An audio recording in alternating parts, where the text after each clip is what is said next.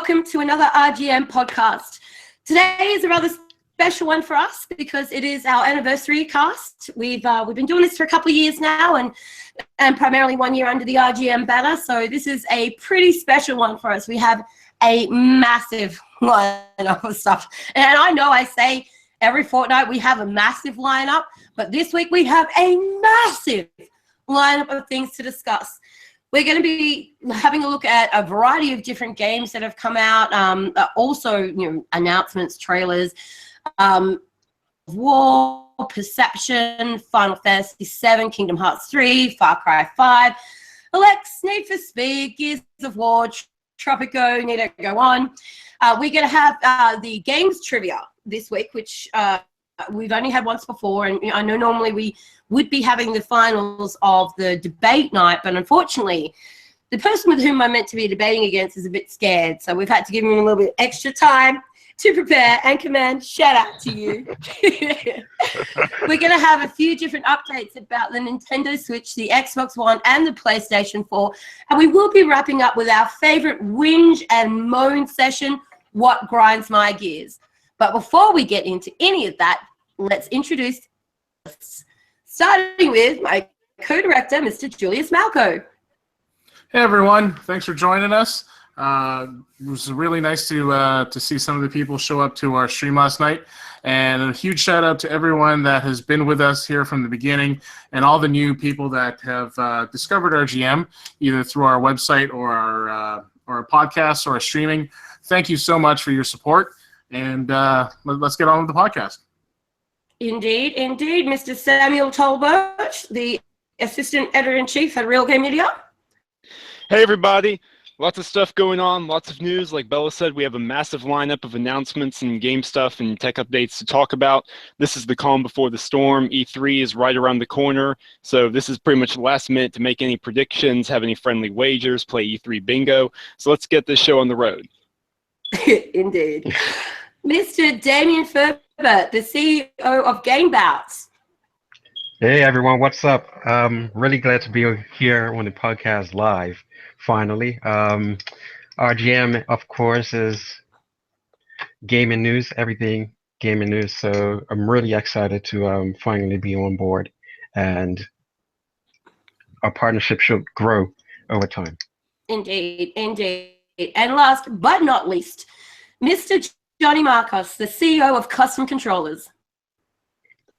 What's going on, everybody, over at RGM? Glad to be part of the podcast. I'm excited. I'm hyped for E3 as well. Well, damn, I don't get to call anybody out. You were all rather enthusiastic. Awesome. To that part of the segment. Oh, well, I guess we'll just move straight on. There is no one getting run over by the bus today, the Bella bus. Hey, not yet. We're only 6 minutes in. Give it time. All right, so before we get into everything, we'll do the usual. We'll have a quick chat about the games that we've been playing, and we'll go around the table the same that way we did our introduction. Mr. Julius Malco, please tell me you've been playing something other than Halo. Oh, definitely. I've been playing the heck out of Titanfall 2. Actually, I think I leveled up to over level 40 today. The other game I picked up this week was Injustice 2. I've been going through the campaign. It's a whole lot of fun. It's a different fighter. I grew up with the Street Fighter series, so I'm not used to. I was never really big into Mortal Kombat. I was huge into Killer Instinct, but Injustice 2 is a whole lot of fun. Okay, that's not too bad. That's better than our previous podcast where you're like, oh, I've been playing nothing, or I've just been playing Halo 5. So that's an improvement. Good work. Samuel Tolbert, what have you been playing? What have I not been playing? I've been playing a lot of stuff, just cleaning up a lot of different achievements over the last couple of months, specifically the last couple of weeks before E3. I went back and did some achievements in Outlast, Voodoo Vince Remastered. I've been playing around with the Phantom Dust Remaster that was released for free about a couple of weeks ago. I've also been playing a lot of Titanfall 2 and Gears of War 4. I'm really looking forward to the update coming out for that, which I will be talking about that later on in the topics. And I've also been getting back into Dishonored, playing through that again. I mean, even 5 years later, Arcane's craft still holds up really well. So yeah, that's pretty much the overview. Okay, that's a nice spread of games. That's not bad, not bad. Mr. GameBouts, you've been playing games or talking about them? I've been playing a little bit of Battlefield 1. Oh, wow. I managed to I managed to get a little bit of it in. I've been quite busy with GameBouts and things like that, so yeah, a little bit of Battlefield 1. Okay, fair enough, fair enough. I know that you've been very busy with something that we're about to discuss very soon, so I'll let you off the hook for only having played one game whilst coming on to the gaming podcast. Yeah. There's that Bella bus. Yeah. And Johnny, what have you been playing lately? Well, since I'm on summer break now, I've been playing a little bit of Battlefield 1, Titanfall 2, Ghost Recon Wildlands, and a little bit of NBA Playgrounds as well. Oh, nice. That's a good spread. Yeah, nothing too crazy. I'm not that into I'm into games, but I'm not like competitive. I just like to kill some time, from here to there. Absolutely, absolutely. So, I mean, anybody who knows me already knows the first cab off the rank is Call of Duty Black Ops 2 Zombies. Obviously, I've been playing that. I've finally convinced pretty much everybody that I know that has the game to buy the Mob of the Dead DLC. So we are getting right back into the thick of that, which is so good. Obviously, Titanfall 2, for anybody who watched the stream last night, you know that we've been playing Titanfall 2, and it's one of those games that just doesn't get old, particularly with the introduction of the new DLC. It's really mixing things up a bit. NBA Playgrounds, I went to touch, looked at it, loaded it, and then sent it back to the corner again because it still didn't have the ability for me to verse my friends. So I loaded up NBA Jam. Ironically, this last week, I've actually been playing a lot of Trivial Pursuit. Now, really? It's just one of those games that if you have a lot of people in your party from various walks of the world and you generally tend to have internet connectivity issues, that's a game where everybody can just sit back, have a laugh, and it's actually really good value for money. I'm thoroughly enjoying that. I've been back through Outlast 2 again. I'm doing that on the highest difficulty where batteries are apparently the world's worst commodity. That is really quite difficult. It's doing my head in. And a few other bits and pieces that just aren't jumping to mind right now. I know I've been playing something else. Oh, I've been playing Twitter. That's right. I've been playing Twitter. That's one of my favorite games. Great game. Lots of trolls, though. Yeah, so many trolls. And navigating yourself through. It's almost as bad as Outlast 2, trying to get through there unscathed and making it back out live. Been playing a bit of Twitter. Okay, so that's what everybody's been playing. That gives everybody here a bit of a temperature control of where we all are in the games industry at the moment. So let's move on to one of the most important parts of today's podcast, and the main reason why we have GameBouts and Kustom Kontrollers here with us today, because we have some very exciting announcements to make. So for anybody who has been following us on Twitter or Facebook, you will have seen that we announced the launch of GameBouts, which is a esports as opposed to electronic sports, like Damien likes to call it, an esports tournament company that is really designed to bring the community back together and a place where they can go and compete. But before I talk too much about it and take away Damien's reason for being here today, over to you, Damien. Tell us about GameBouts, why it's important, why it's special to you, and what it's going to do for the community. Yeah, so I made GameBouts because I felt that esports needed a way to communicate with the gamers themselves. It's too many esport organizations that just set up for tournaments and just only tournaments. GameBouts is made for users to communicate with each other and in a social environment and enjoy playing competitively. We're beginning GameBouts with Titanfall 2 tournaments. We have a tournament scheduled to start on June 17th. And yeah, we're looking to grow from there. So it's looking really good. And we have some very exciting things coming up in the next few months. So it's looking very promising. Okay, awesome. Awesome. All right, excellent. So anybody who really doesn't have an idea what GameBouts is about still, just go check out the website, www.gamebouts.com. Set yourself up a profile, introduce your clans to it, jump on there and have a chat with other gamers. Like there's an LFG segment to it. So if you're playing a game and there is a server that seems to be a little bit dead in your area, aka Titanfall 2 does seem to fall victim to that, and this is a really great way for you to connect with other gamers that are still playing that and re-inject life back into your servers. This is a great way for you to bring your clan together who wants to compete but don't know where to go or how to compete. This site has it all set up and ready to go for you. We're going to have a lot of things planned bring to you through GameBouts, so make sure you stay glued to RGM for updates on that. So moving on to our next sighting announcement, or exciting as opposed to sighting, if you will.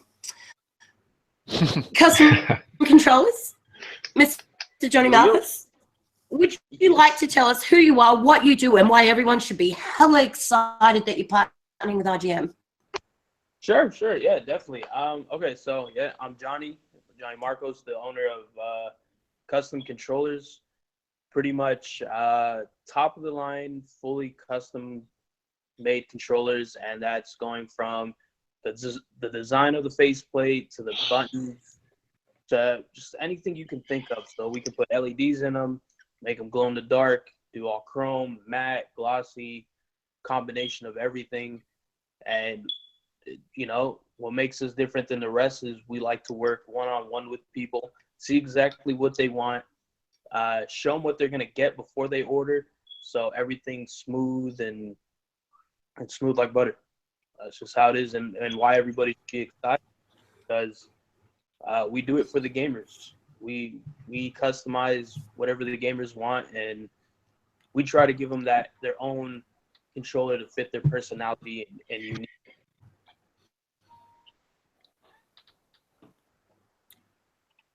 Absolutely. I mean, as gamers, we love pretty things, right? We don't want to admit it, but we like our stuff to look pretty.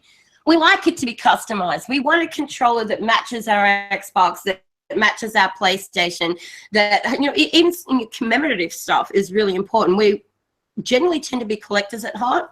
So to be able to have a company now that isn't sticking by the general rules of, you know, places like Scoff, get whatever it is that you want is really exciting, and you will be able to find a lot more information about that over the coming weeks as different things unfold. We'll be sure to share links to new designs that are available, the website. You can go check out all the famous, actually, you know what, that's an important point. Why don't you tell us about some of the controllers you've created for some of the most famous people in the world? All right. Some of the famous people in the world, you got people like T-Pain, who's a rapper. You have Chevy Woods, who's also a rapper that's signed to Wiz Khalifa's label. You have Ronnie 2K, who's in charge of the NBA 2K Twitter. He's big in the gaming sports side of things. I have an upcoming collab with Microsoft. That's still under the sheets, but I should be able to release it around E3, hopefully. Who else? I've done a couple for a couple of different comedians who were famous off of Vine. I got another one I'm sitting here looking at for Larry Nance Jr., who plays for the Los Angeles Lakers. Who else? We got one for Snoop Dogg that I'm also looking at, that I'm gonna surprise him with. And then I got a couple that I'm doing for the game, the rapper, who's also starting to get into the esports side of things, and he's a big gamer himself. So that's another surprise or he actually announced it, but another thing that I'm working on. And those for him are going to be all custom-made Xbox One Elite controllers, which not a lot of people do because they're all afraid of painting on them, messing them up, afraid of like the paint coming off and all that. But we have a method to do it, so we're going all out. Nice. Absolutely. Awesome. So as you can see, if people like that using custom controllers to create their own custom experience, obviously that is a testimony to the kind of quality that you can expect when you send your controller in or you go and buy a custom controller from this company. So they're not just some backyard basement garage company. This is a fully fledged company with high quality products. So be sure to go and check them out. This is really exciting for gamers. This is something that we've needed for a long time. We have been at the mercy of some of the larger corporations for a very long time as to being able to buy a quality product and be able to get the customization that we want, which is always still being very limited. No more limitations on that anymore with custom controllers. Exactly. So now that we've made our couple of large announcements, we will move into the meat and the potatoes of the podcast, which, as everybody knows, is the recent and upcoming game releases.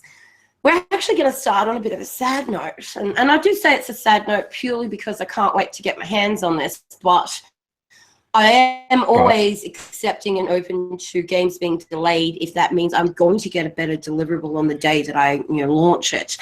So our first thing is War of War. It's been delayed. Who else is sad? I'm pouring a 40 right now. Yeah. It is disappointing, but as you said, Bill, the thing is, if they recognize the game needed more work, then they made the right call, We'll play it, and it'll be better than it would have been if we had played it in August, so it is what it is. I mean, that's the problem with game developers nowadays, isn't it? Some games are rushed, and then on launch day, people start playing it, and they notice a big problem. Like NBA Playgrounds. They take ages to fix it. Yeah, exactly. So I'm not gonna until they got peer-to-peer going on. Yeah, because I'm not gonna fuss about them delaying the game. So good on them. Yeah, I mean, it's always sad to see that games are being delayed, but it's kind of also refreshing to a degree to know that they actually do have the game's development and the quality that is going to be provided on launch day at heart. But the other thing that bugs me about this is why game developers and publishers constantly announcing these release dates so far out, knowing full well that they're likely not going to be able to launch on that date. How often is it these days that we get a release date and that actually ends up being the release date? It's not frequent. It's not, unless it's something like a Forza game, which they're incredibly punctual with that. But I mean, to be fair, I feel like, especially because they actually announced the game this year, this really is just a legitimate slip of they ran into some bugs in development and it ended up, slipping beyond what they thought would be reasonable. Plus, you also have to consider the fact that even if it's just a little bit of extra work, they don't want to launch this game in September. Not with Destiny 2 coming out. That would be a very bad idea. So it was a rough month for the release. They probably very well could launch it in September, but decided, you know what, if we have to delay it beyond August 22nd, let's just so. I mean, who wants to launch a game in September and compete with Destiny 2? No, nobody. Well, no one. Maybe Red Dead Redemption 2. That's probably the only game I can think of that could have done it. Rockstar could do it. Yeah. Yeah, but that's been delayed as well, so it's a superfluous point. Yeah. There's so many delays happening lately. And again, I'm always open to a delay if it means I'm going to get a better product and I'm going to actually be able to log on to the game the night of release. I'm not going to have to sit in an 8-hour queue. Call of Duty looking at you. It's there's things that it's good to know that we're going to get a better deliverable, but surely with companies of this size, with the budget that they have, with the talent that they have behind there has to be a point where the publishers need to sit back and go, well, we need to announce a release date this far when we can't even guarantee that is a likely release date? Probably not. But they push these release dates out the door just to build hype, and then we end up with all these delays. I don't know. I guess I like being organized. I like to know what's happening, when it's happening, how it's happening. I think I would be really bad as the head of a published studio because nothing would ever get announced until the day before it was released. I'm like, okay, so we're 100% releasing tomorrow? Okay, now we can announce it. As Damien knows, at the release of the announcement that we were partnering with GameBouts, it's like, can we do it now? I'm like, but have we got this done? He's like, no. I'm like, well, get that done. He's like, so can we announce it now? I'm like, well, is this done? Oh, well, then we're waiting. Yeah, that was the story. So yeah, I would probably be very bad as the head of a publishing studio. It would last all about 5 minutes. Okay, so anyway, everybody who didn't know, you now know, Shadow of War has been delayed. We're very sorry to be the bearer of bad news if this is where you're hearing it first. But at least you know that you will be getting a better deliverable on launch day. Moving on to Perception, it has launched with a new trailer, and it seems like the launch of the game has been relatively successful. I have not heard very much negativity about this game. Has anyone here had a chance to play it? I have not, no. Anybody here watch a stream? No. Has anybody here watched a trailer? On YouTube. I watched the trailer. Okay. Phew. All right. And you know what? It's interesting that we haven't seen a Daredevil game like this, done like this. Like, they could easily have done something like this. Yeah, well, I'm going to be delving into Perception this week. It was one of those games that I was a little cautious about because it ticked a few of the boxes that I look at when I'm assessing whether I want to play a game or not. But there are some where I couldn't put a cross in them, but I couldn't tick them either. So I was like, all right, when this happens, my process usually is if I have about 50% boxes that I can't even put a cross in or a tick in, I wait until after release. I see what everybody else thinks about it. Make sure servers are working, the downloads aren't broken, all that sort of stuff, and then I go and embark on it. So this week I will be checking out Perception. So with the next podcast, I'll be able to give you guys my perception of Perception. Go check it out. It looks really good. Yeah, I spend too much time with Sam. He's really bad with dad jokes, and you just end up getting stuck with them. All right, so moving on from Perception to Final Fantasy VII Remake and Kingdom Hearts 3 is going to be launching in the next 3 years or so. Now, that very open-ended statement caused a stupid amount of chaos on social media. These are two franchises that are held very dearly to a lot of gamers' hearts. I mean, particularly the remake of Final Fantasy VII. That is one game that ask pretty much any Final Fantasy fan what is their favorite installment in the franchise. The majority of them will say 7. So a lot of people are eagerly awaiting these games. How do you guys feel about these? Are you fans of the Final Fantasy and Kingdom Hearts franchise? Do you not care? Tell me. Final Fantasy VII is my favorite game, and it's probably the only one that I've truly finished more than once. Kingdom Hearts, I'm not a big fan of it. I just didn't understand the whole crossover between Disney and Final Fantasy, so I'll stay away from that one, but I'm definitely interested in picking up Final Fantasy VII. Agreed. Agreed, pretty much. I just think, so Final Fantasy VII Remake, this one in particular, this was announced back at the E3 2015 press conference, right? Okay, so it's been a couple of years. And that game has just entered active development. Just now. Just in the last couple of months. Maybe I'm alone over here. I find that really concerning, to say the least.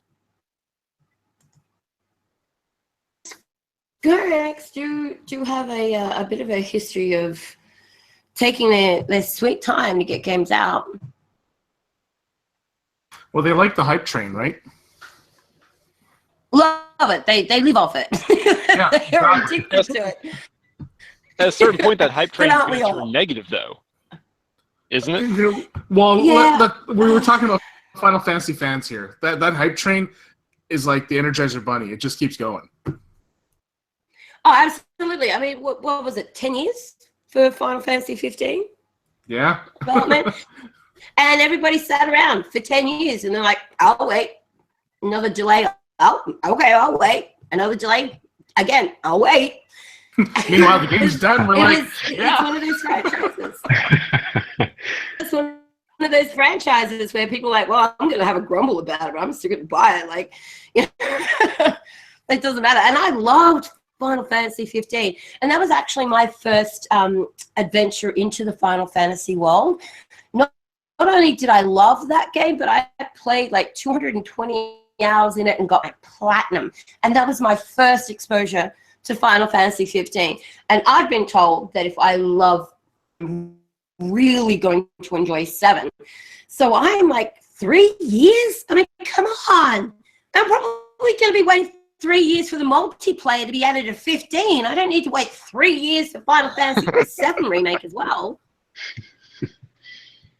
But it is what it is. I think a lot of people are very disappointed, and that just goes to show how excited people are for these releases, how much these franchises are loved and cherished by gamers, that we get so upset, like personally hurt, when we hear how long it's going to be until the game is released. All right, so unless anybody has any other profound thoughts on Kingdom Hearts and Final Fantasy, we will move on to what is potentially and has seemed to be a very controversial trailer that was revealed recently, as opposed to recently.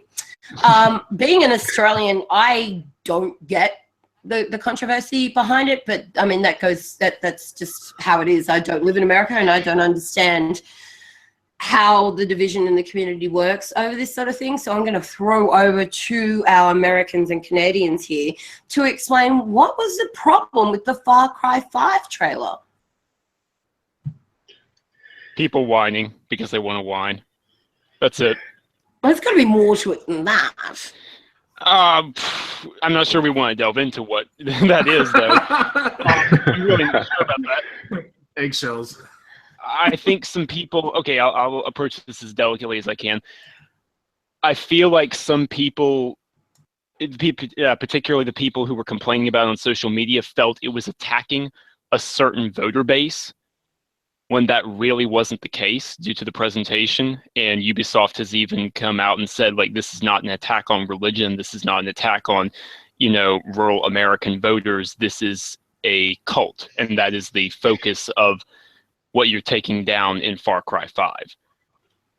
So, okay, so they upset cultists.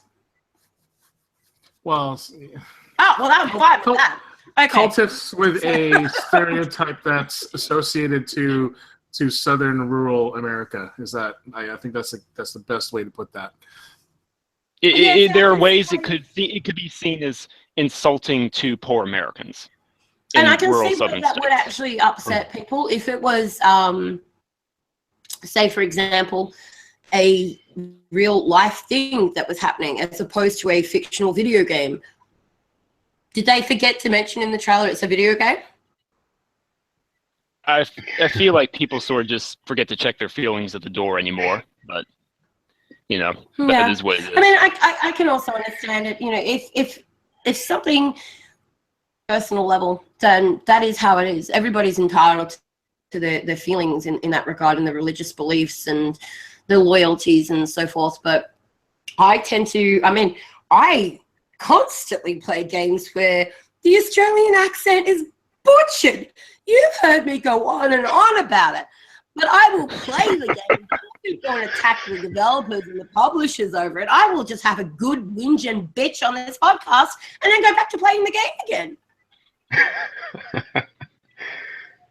Well, apparently Far Cry 5 has ruffled some feathers, which means their marketing is really good. So well done on that one. So unless anybody else wants to chime in on Far Cry 5, we will move straight through to ELEX. Gets a brand new trailer and a 2017 release date, which probably means we're going to see it in 2018.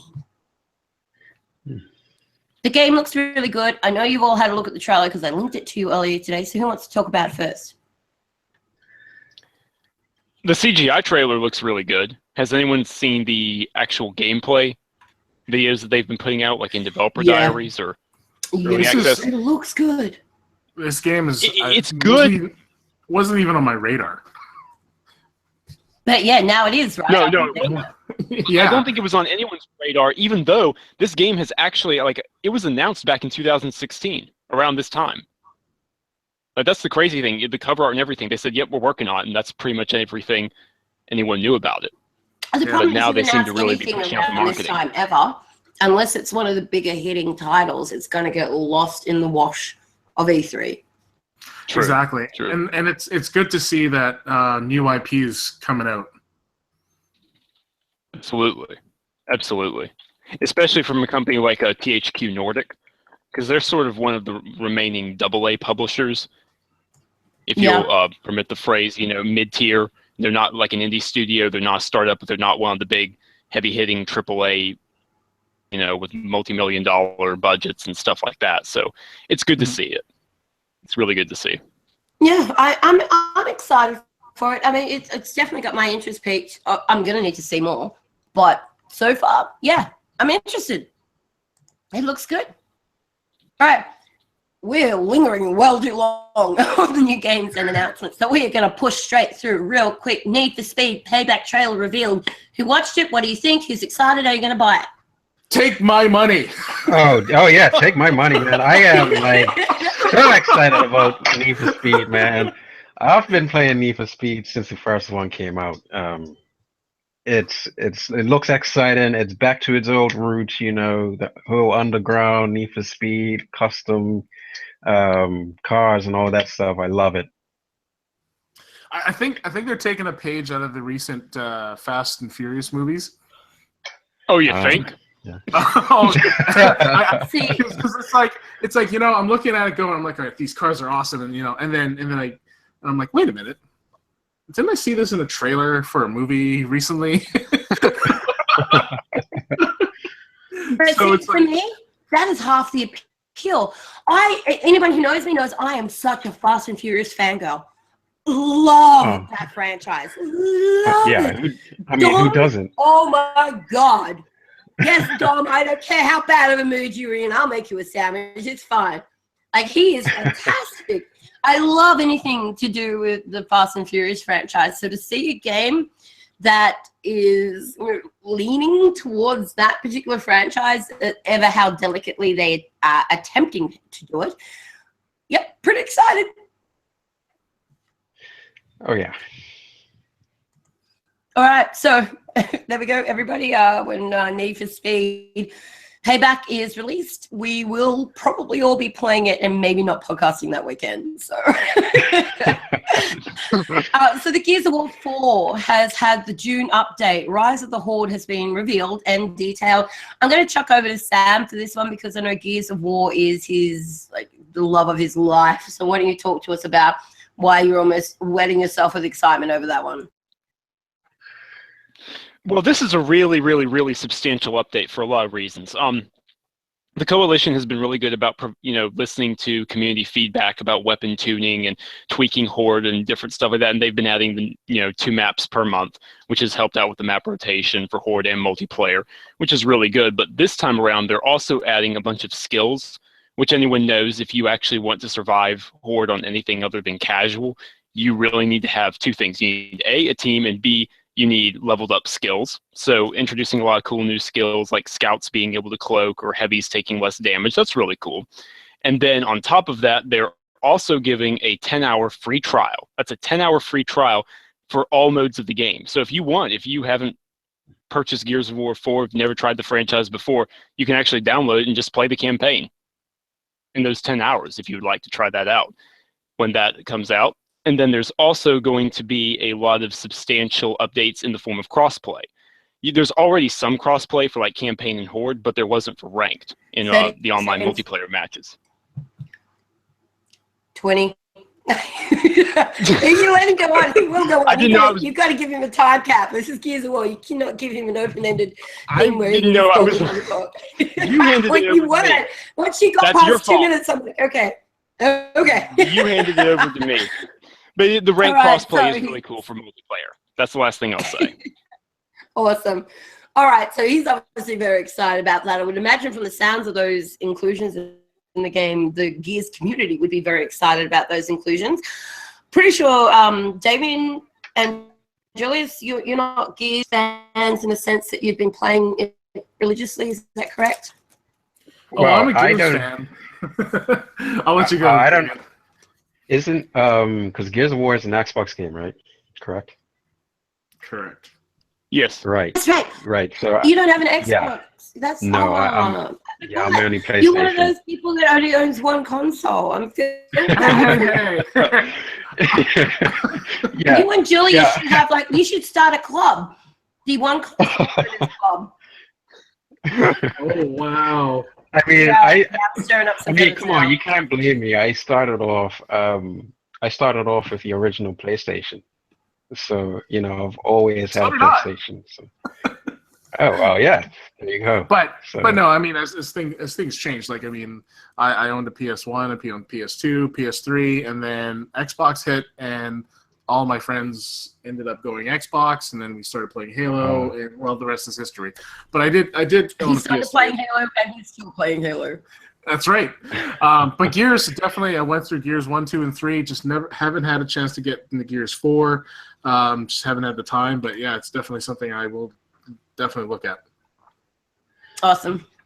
So for anybody who needs details on any of that, we're going to pop all of the links into that into the chat section for all the stuff we've just discussed. So if you need the trailers, you need the information, we'll have it there for you in the chat section. So if you happen to be listening to this podcast after the fact, all you need to do is go to www.realgamemedia.com. All those trailers, all that news, all the updates will be right there for you to bring you up to speed. So let's talk about the last trailer that's come out, or the tease as it would be, that's come out. Tropico 6, tease for 2018. Who's a Tropico fan? I gotta say I never played any Tropico. Same thing, never played it. No one here's played Tropico? No, we're moving on. Nope, never played it. Yep, right. Moving on. Okay, but apparently Tropico 6 is coming soon, people. So if you're interested in that, go check out the details. Apparently no one's interested in it, but I don't know. They must be if they're releasing another one, right? Okay, so we are about to move into what is one of my fun things to do to you guys and put you up against each other with some games trivia. So was everybody feeling a bit calm? You feeling in touch with your inner game knowledge right now? Okay. Well, here's the thing. For anybody who keeps up to date on the content that comes out on the Real Game Media website, you're going to do great. So what I'm going to do is I'm going to ask a series of questions. Your buzzer will be your name. So let's test out buzzers. Julius, test your buzzer. Julius. Sam, test yours. I think his buzzer's broken. Is your buzzer broken? Your buzzer's broken. Sorry, you lagged out there for just a moment for me. I couldn't hear you. I didn't know you called my name. Your buzzer will be your name. There you go. See, you got this. Damien, test your buzzer. Damien. Okay, I think your buzzer's going low on batteries. All right. So I will ask a series. He's going. Man, I shouldn't have stayed this long in the podcast. I can't get out of here. I'm trying to press buttons. It's not letting me leave. So I will ask a series of video game related questions. The first person to buzz in using their buzzer, which is your name, with the correct answer will get a point. If you get the answer wrong, though, you lose a point.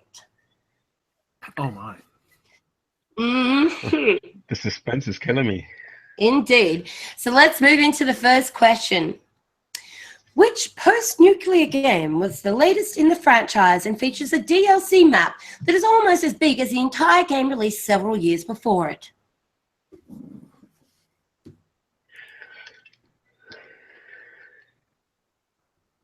Really? All right, let me repeat. Which post-nuclear, no. Sam? Yes, Sam? Fallout 4? Well done. Jesus Christ, left me hanging. Okay, all right. Come on, people, come on. I'm gonna do bad on this. All right, question number 2. A recent DLC has been made to an FPS game that is rather regal. What is the game and the DLC?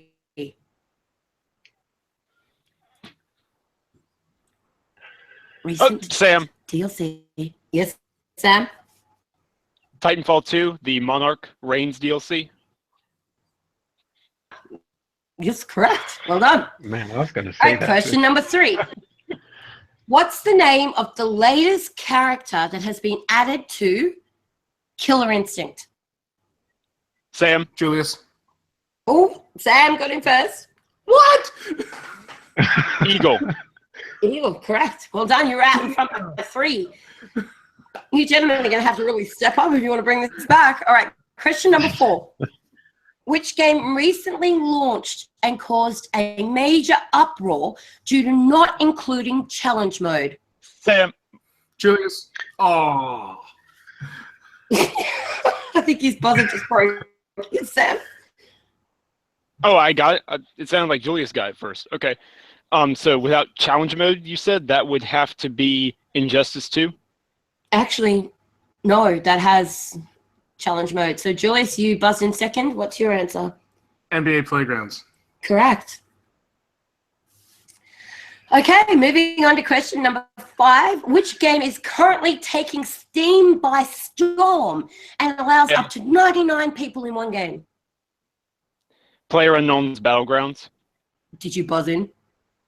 I heard his name. Okay, Yeah. then he gets it. That's fine. That's fine. All right, question number 6. Which Rockstar title recently announced a delay? Sam. Ah. Yes? Red Dead Redemption 2. Damien. Oh. Oh, That lag, though. okay. Recently, a 5-year-old game made the top 10 of the most purchased games for the month. Which one was it? Julius. Yeah? Call of Duty Black Ops 2. Perfect. Well done. Which franchise featuring a gray-haired ladies' man recently had a Netflix spin-off announced? Sam. Oh. Oh, yes, Sam. That would be, of course, The Witcher. No, you're wrong. No, of course you're right. You're right, yeah. You just shoot Larry.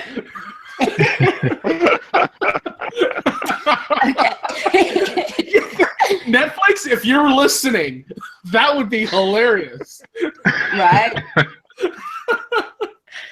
All right, let's move on to the next question. Which publisher announced that they will be having their first press conference at E3 this year? Sam. Oh. Yes.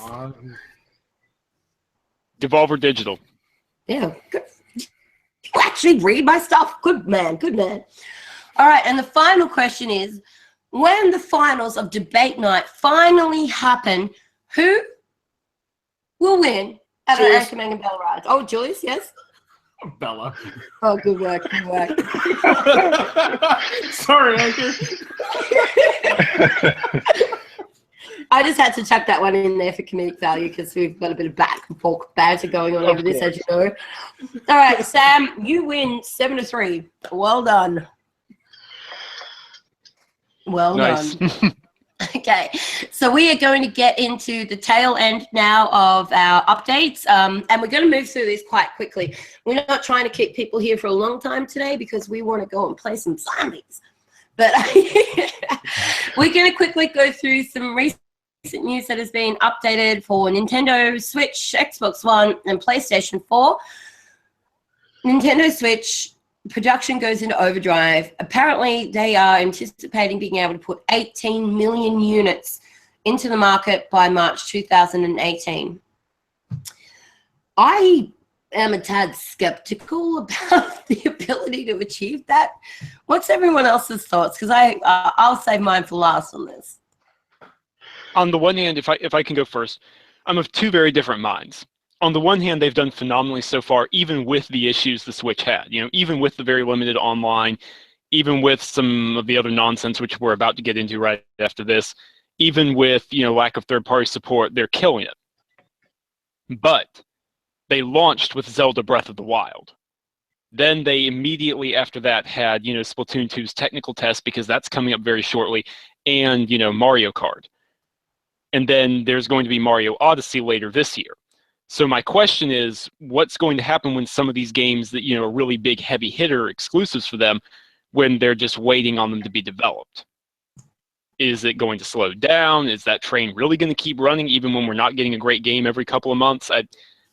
I'm skeptical of that. That's my take. But don't forget they launched with NBA Playgrounds.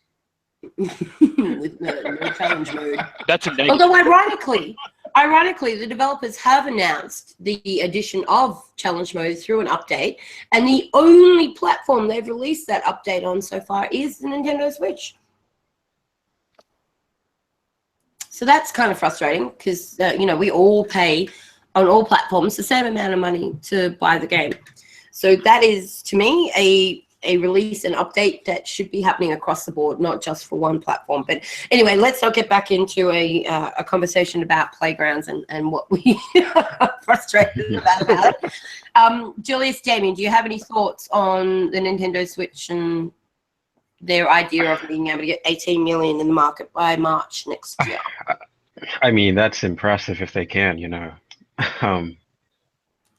That's really impressive. So let's see if they can pull it off.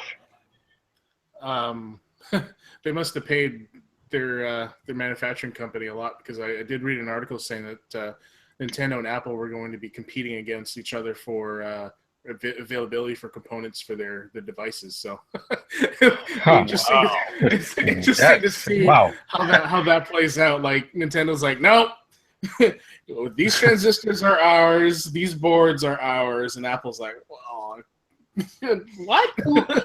The concern that I have with this projection is the lack of the LCD screens that are in the market, and how they're going to be able to keep up the demand for those and actually be able to be the one company that can buy them all up to be able to put 18 million units out over the next 9 months. That's 18 million LCD screens, and the market currently is not big enough to be able to produce enough for them and everybody else that requires the LCD screens. That's where I think they're going to come undone, personally. It's possible. It's definitely possible. I know it's not an LCD screen, but isn't one of PSVR's major issues right now the fact that the OLED screens are actually difficult to get a hold of for manufacturing? Yeah, that's one of their. That's their major problem. Yeah. So it'll be interesting, though. That's for sure. Yeah, I mean, good luck to them. I hope they do. I know there are a lot of people that are busting to get their hands on a Switch, so fingers crossed that it works out. But I think that is a very monumentous figure that they have put out, and it'll be interesting to see whether they can achieve it. And whilst on the subject of Nintendo, their online service has been delayed until 2018. A few features have been delayed. Who here actually has a Switch? I don't think anyone does. No. No. No? Okay. Nope. Nope. All right. Well, unfortunately, over here in Australia, your ability to get your hand on a Switch is really, really difficult. And I have been trying, and I will continue to try, and eventually I will get one. But one of the things that I would expect that would be available if I do get my hands on one in the next 7 months would be that an online service would be available. They've been developing this for quite some time. They know that the online service is one of the biggest draw cards, apart from the portability of the console. So for this to now, well after launch, well after many people have paid for their console, for them to come out and say that their online service is going to be delayed into 2018, I feel is a tad unacceptable. Yeah, I mean, to think that their online service is offline, and then they're talking about that 80 million sale pitch or whatever they're doing. Wouldn't that hurt their sales? People can't play online because that's the main. Well, yes and no. I mean, the thing is it will hurt their sales for people who are in the know, who keep up to date with stuff like this. They'll be like, you know what, let me wait. Unless all they want it for is to play Zelda and, Mario Kart at home with family. But a lot of people are like, you know what, let me wait until you get your stuff sorted. Yep. I know, I'm a little bit disappointed. I feel like the focus with the Switch at the moment is on the wrong elements of what is available to us.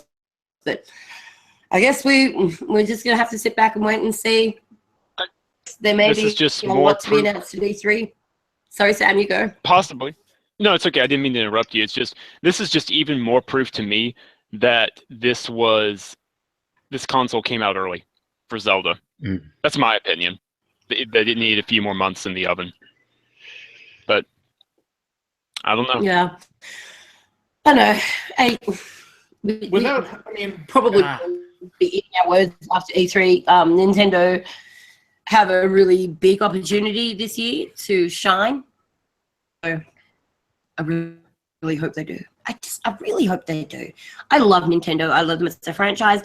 I love them as what they represent for me as the backbone of the childhood that I grew up playing video games. They are what made me the gamer I am today. So I guess I probably let them get away with a little bit more than what I would normally do. Say if Microsoft pulled this, oh my God, could you imagine if Microsoft said online until 2018? No, it's no way. It's no way they would do it.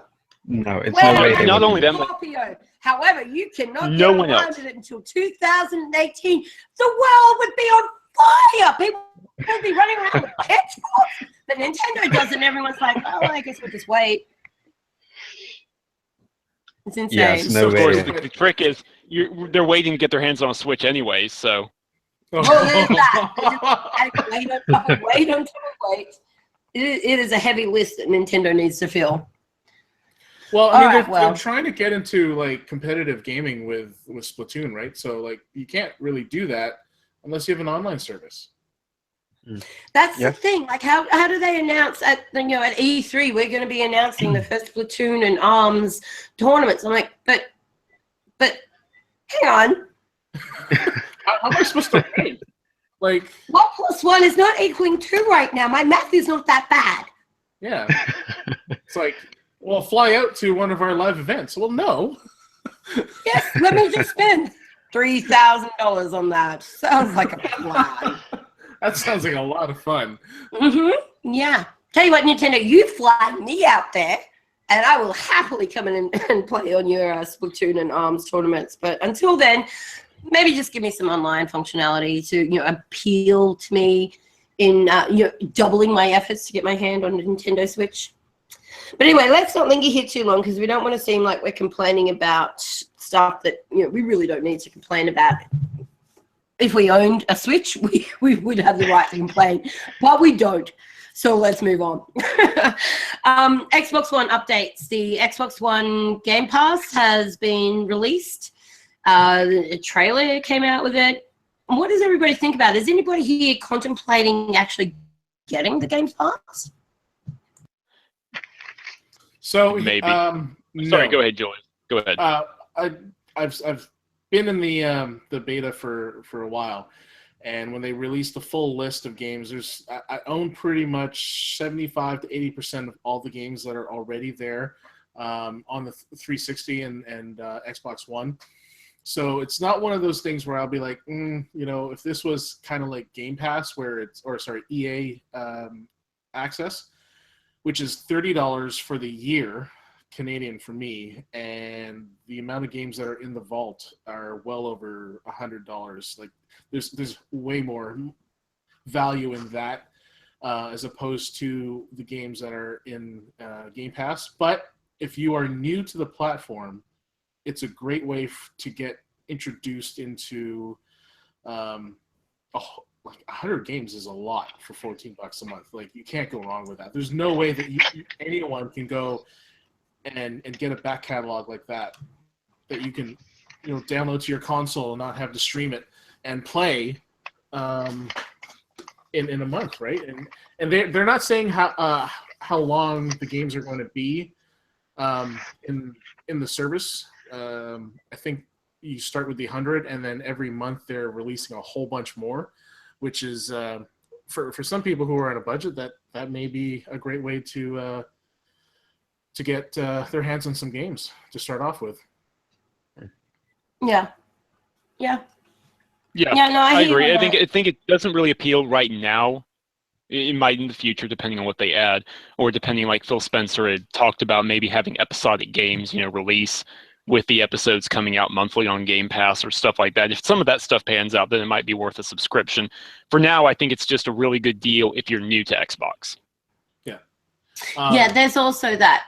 I think that the other element to it is that look at how the launch of EA Access went. Everyone was like, anybody want this? I don't want to play sports games that released last year. How successful is EA Access now? Gangbusters. Massively successful. And because it provides a service that otherwise would require you to spend a lot of money to be able to go out and get those games. And that is a lot of upfront money. That's the difference. Upfront, you have to have that bulk of cash.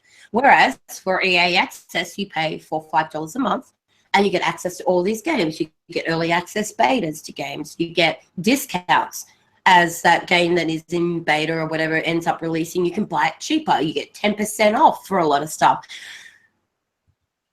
Ended up doing very, very well, even though people was like, no one wants to play old games. Actually, a lot of people do. Exactly. And not only that, they don't want to pay through the nose for them. If you can give them the opportunity to play these games at a cheaper rate, you can also inject life back into the service for said games because of the amount of people that are taking the service. That's always going to be a win. One of the things that I suggested on social media when Xbox One came out was a service where I could pay a monthly fee to play older titles, right? And I hope they extend this and find a way to get original Xbox titles, because that would be awesome. If they do that, that would definitely be on my radar. Yeah, I mean, that sounds like what you just mentioned. It sounds like the same type of service PlayStation offers with the PlayStation Now. Exactly. I think it's yeah. called. Yeah, Yeah. and Keep going, Damien. Sorry. I think because I think what PlayStation is looking to do is actually stream recent titles as well. So I think later down the road, I think everything will be streamed instead of disc-based games. You think that's the future of gaming, streaming? Yeah, I think that's the future of gaming. I think streaming games via internet will be the next big thing. I'll tell you this, if that's the case, internet speeds have got to take a massive leap in quality all around the world. Yeah. Yeah, I think exactly. And peer-to-peer networks need to cease. Yes. Yeah. Mm-hmm. You cannot be streaming and playing on a peer-to-peer network at the same time. Mm-mm. Yeah, exactly. I mean, yeah, streaming. I've seen game streaming on both PlayStation Now and I've seen Killer Instinct played on. Well, it was Beam, but it's Mixer now. They were able to stream that and be playable through that service with little to no lag. So, I mean, it's getting there. The tech's getting there, but you have to be in a place that has low latency to the data center and all that stuff. And you'd have to Yeah, it takes a heck of an engineer, doesn't it? you have to have all these data centers all over the world close to where your major population centers are, and that's kind of unfair because you're asking people, or you're assuming people are going to be living near these areas, and the people that are in the outlying areas with low internet speeds are not going to be able to take advantage of this. So to me, digital download to your console is always going to be the better option, where it's being played locally instead of streamed. But streaming does have its has its merits. Yeah, that's a good point. Indeed, and I think the difference for me between what PlayStation and Xbox are doing with that is when I get a title, whether it be free for the month, whether it be through subscriptions or whatever, I don't have to worry about online connectivity to be able to play that. I'm not streaming it. It's installed on my console. So right now, that is a big issue for sure. Yeah, I mean, internet goes down. What do? Everything that you have is through a Games Pass. What are you going to play? So. But anyway, I think that this is a great service. I think a lot of people are going to grumble about it for a long time, being like, "Oh, Halo 5 is the best you got." Halo 5 is a great game. Shut up. Game. And they've already said they're adding games monthly. Yeah, that's the last thing I'll say about it. Absolutely. So to quickly wrap off the end of the Xbox One updates, just keep in mind, everybody, there is only a couple of days left for this week's Deals with Gold. There is a lot of Tom Clancy stuff on sale, particularly Wildlands with the deluxe edition. So if you haven't had a chance to check out the Deals with Gold, go check them out, because in 2 days, or 2.5 days as it would be now, they roll over to a new set of deals. So go check it out and see if there's anything you're interested in. 22 new games were added to Xbox last week, and in those games that were added was a free game, Gwent, for fans of the Witcher franchise. So if you didn't know that you can play it for free, you can go and install it now. The other thing that has happened... Shut up. Pam, no slapping for me, please. And the other thing that has come to Xbox in the last week is SoundCloud. So for those of you who like to listen to music on your Xbox and such, go and check SoundCloud out. Maybe for you, may not be for you. Heard a few grumbles in the community that's not exactly what they wanted. I think they were hoping Spotify, but that isn't going to be a thing. I'm surprised. I'm surprised Xbox doesn't have Spotify. Because PlayStation has had it for a number of years now, and but I use it. That's why Xbox doesn't have Spotify. You know what I mean? That's why PlayStation doesn't have Skype. Yep. So, True say. Yeah. It's just one of those things. Go buy a PlayStation. You want Spotify? Go buy a PlayStation. My gamer tag is Flamerbell. Add me. Do any of you have a group subscription? A group subscription? Groove. Microsoft Groove? Oh, no. Okay. No. So I subscribe to Microsoft Groove, and since they acquired the company, they have changed things quite a bit in their interface, and it's a heck of a lot like Spotify. So you have playlists that you can tailor to whatever you're doing. So if you're driving, if you're studying, that sort of thing, they've got playlists for those. So I think Spotify would be a direct competitor to that, to Groove. You can laugh if you want, but I've been a Zoom subscriber ever since I owned Zoom for years. Thank you for telling me I could, because I will. You know what? To be fair, it was good. It was good. What happened there was not just. What happened to the Zune was not just. It wasn't. I mean, the Zune Pro was way ahead of its time. And if anyone, used it at that point in time and looked at, what the iPod came out at first, it's like, I got a touchscreen, man. Like, what's this wheel, right? So the service, for a while, I contemplated canceling it, but when they acquired Groove, the way I listen to music now is a lot different. It's more based. It's more how I used to use Spotify. So in that. And then you can actually stream in the background too. So when you're playing Xbox, you can listen to Groove. So you want to check it out, That's 14 fantastic. When I'm playing Xbox, I want to hear the game I'm playing. But apparently, if you like to hear other things and footsteps sneaking up behind you that are about to crack your neck, Groove apparently is the app to go and check out. or SoundCloud. Yeah. And yes, now SoundCloud. So have a look at both. You know, they're available. Everybody likes. How else can you listen to our podcast? Things, yeah. You want to listen to our podcast? Right? SoundCloud is great. We're on SoundCloud. Let's do that thing. Yeah. All right. So that will wrap up our Xbox updates. Some pretty basic stuff there. Nothing too revolutionary, but hey, it's new stuff nonetheless. PlayStation 4, we will move through this rather quickly as well. For those who are playing Call of Duty Black Ops 3 Zombies Chronicles on the PlayStation 4, there has been an update to fix everything that was broken when it released. And let's be honest, there was a lot that was broken. And he happened to actually be playing this. If you happen to be playing this on PC, there's actually a 30-day free trial available right now where you can download all of the Zombie Chronicle DLC and play it for the next 4 weeks. So, you know, go check it out. If you have Black Ops 3, you like the game, you love zombies, you got a PC, you can play it for a month for free. The PlayStation Plus games with free games, as they were, as opposed to games with gold, because there is only silver on PlayStation. No, I'm kidding. Those games have been announced. There is an interesting spread of games. It depends on, I guess, what your gaming preferences are as to whether you're going to find any of the games that are available this month to, I guess, your liking. For anybody who likes Life is Strange, though, that's a big one.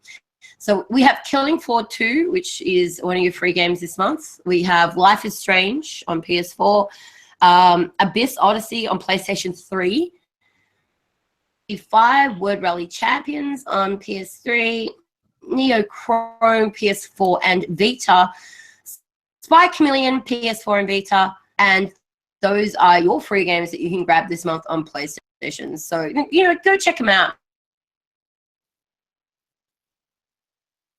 Free games. Yep.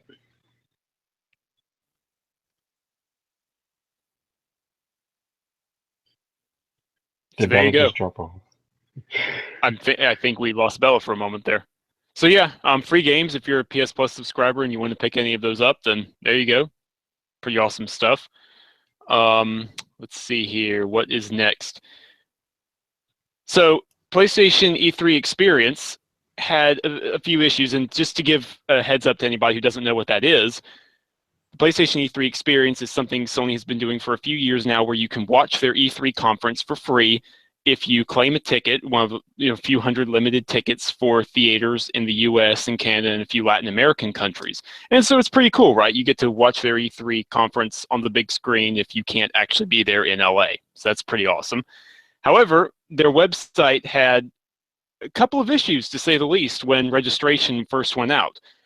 It crashed immediately because there was unprecedented requests this year. Quite a few times. I think it was 5 or 6 times the amount of people requested as they expected. So they just brought everything down, said, okay, give us a day or two. We're going to fix this. We're going to put it back out there. And when they put it back out the next day, some people were able to get in, some weren't. So, you know, that's sort of, I don't know. It is what it is. We haven't heard any updates since then. If you were able to get in, congrats to you. If not, I'm really sorry. I actually tried to get some tickets for a couple of people I know, and I wasn't able to get in either. So it really, really sucks, but is what it is. Anyone have any thoughts on that? It's really unfortunate that another community-based event goes awry, because we know last month there was a huge issue with the amount of tickets that were, well, actually, yeah, the amount of tickets for the Xbox event, where right, exactly. People were getting in, and was supposed to be a limited number, but it seemed like everyone was getting in, so they had to go back and nullify everything and then redo it again. So it's just like, you know what, you should really test your systems, or you know what, get a service that actually does event registration, you know, exactly, and that way they have the onus of getting their server infrastructure. Like, I mean, if you're trying to do this on your own, and I don't understand why Microsoft and Sony are trying to do this on their own, they should just outsource that to another company that does event registrations. They can handle the load and be done with it, right? Well, I think they're trying to save money. That's the thing. Yeah, well, they shouldn't though. That's the thing. That's probably what is going on, Damien. But they really shouldn't be. It's like, I don't know. So Sony and Microsoft, congrats. You have something in common there. Next time, next year, please. Oh boy! Please, next year, actually use the service that works, or test the service beforehand. Come on. Yeah. Exactly. So yeah, that's the thing. Yeah. All right. So that actually wraps up all the news. So tell you what, why don't we get into everyone's favorite whinge and whine section? What grinds my gears? Damien, would you like to go first? I don't really have one, to be honest. Nothing? Not even just a little complaint? You don't want to vent just a little bit somewhere? Come on. Oh, Battlefield. Okay. No. So okay. Well, I have a problem with Battlefield. All right. Here we go. Okay. Here we go. Okay. So it's this problem where you're shooting someone, right? And you empty a full clip, and you're emptying a full clip on this guy, and he just doesn't die. And you see the hit markers. Yeah, you see the hit markers and everything, and they don't die, and they end up turning around and killing you instead. So yeah, EA, you need to fix that ASAP. You know what? This has to be an EA thing, because I don't know how many times that's happened to me in Titanfall. Where I'm emptying a clip into a guy, and then all of a sudden he's meleeing me. I'm like, what the? Come on. Yeah, it's a huge problem on Battlefield. I've had that happen as well. Get your stuff together. Come on. But it goes. Let's fix this. It goes the Dedicated other way too, because the other day I was playing, and I threw one of my. Hey, welcome back, Bella. Hey, Bella. Well, there you go. Hey, there you are. So this is what happens when the internet drops in Australia.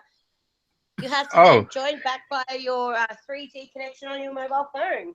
Oh my lord! Probably the first time that this has ever happened during one of our podcasts. Oh man! Feedback. Thanks, Optus. Yeah, thanks, Optus. Way to have my back. Optus is obviously my provider over here. Okay, so where were you gentlemen at before I rudely rejoined my own podcast? Oh, we were just talking. We were in the middle of what grinds my gears. Beautiful, because I've got a girl. Finally. So just to finish off, yeah, like Damien said, like it goes the other way. Like the other day, I was playing, I threw my pulse blade, and I knew I killed the guy. I hit him with it, and he went by me, and then all of a sudden I saw in the kill feed that I actually did kill him, and I turned around and his body was laying there. I was like, okay, I did kill him. Yeah, I think it's definitely something EA related there. They need to fix their stuff. Oh, definitely. So, yeah. Which leads into